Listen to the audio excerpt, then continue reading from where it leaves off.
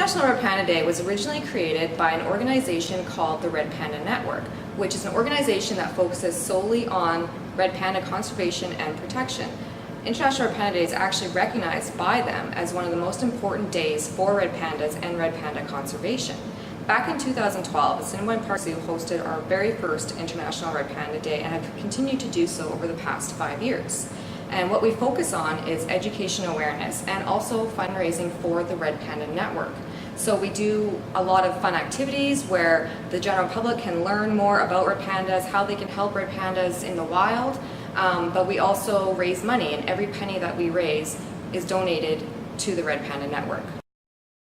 So Red Panda conservation is really important, both to ourselves here at the zoo, because we have a number of red pandas in our care, but also in the world. They have recently gone to a more endangered status. So they were vulnerable and now they're endangered.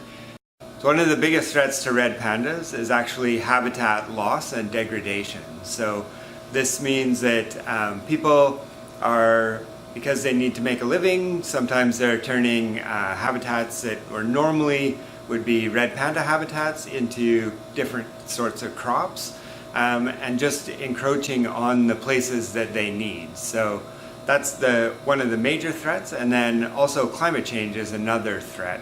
As the temperature changes, we see changes in those habitats that they need. Having red pandas in captive environments is extremely important for a number of reasons.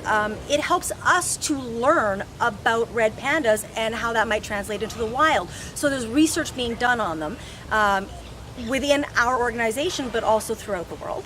Also, we always say that the more that people know about a species, the more likely they are to care about them and want to help them.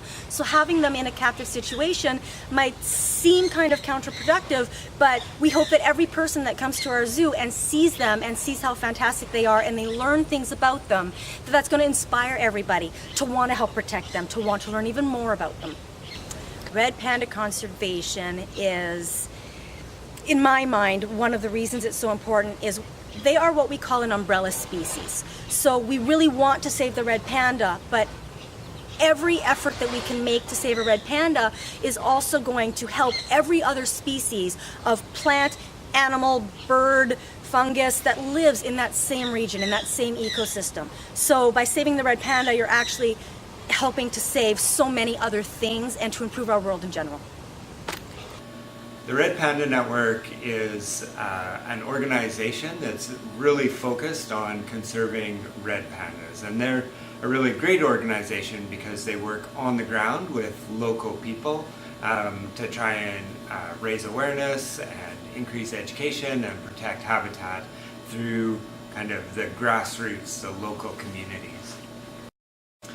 So there's a few ways you can support the Red Panda Network.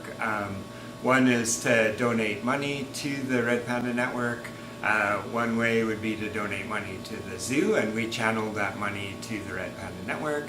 But you can also do some really fun things. So working with local communities, they have trips where you can see red panda habitat and hopefully see red pandas. So you could treat yourself and take one of those trips.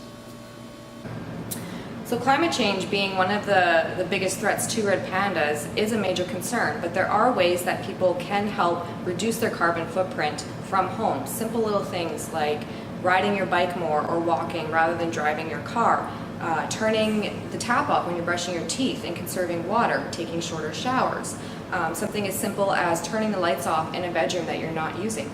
All of these things might seem really small, but on a larger scale, they will reduce your carbon footprint and therefore help protect all those species that are being impacted by climate change.